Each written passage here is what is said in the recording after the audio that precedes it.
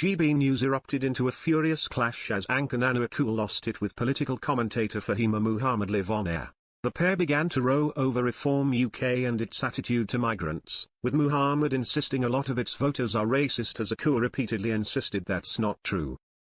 Akua kicked things off by saying, even the Labour Party have suggested that people will have to be able to have a certain amount of money to come into the country. If you go to any country, go to America, want to settle in Australia, any of those countries will say you need to be able to support the people who have come with you, and none of them will allow you to bring an unlimited amount of people who are related to you, so be reasonable. Mahomed replied, I understand that. That was just one of the things you asked me, but it's different from Labour to Reform because they are not saying that it's the immigrants, they are not saying it's the Muslims, they're not saying these are the uncontrolled people echoing us and them as in the other.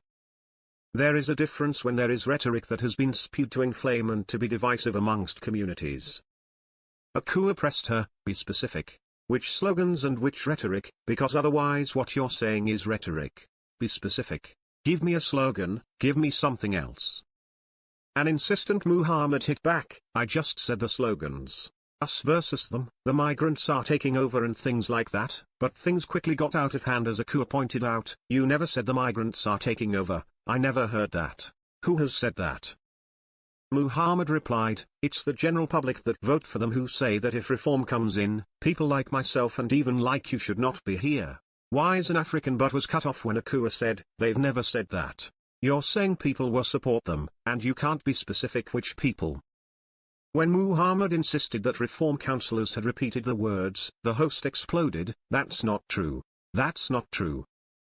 Holding her own, Mahomed went on, everyone thinks that Farage is the way forward but it's just a racist party the majority of the time, but was again interrupted by a furious Nana.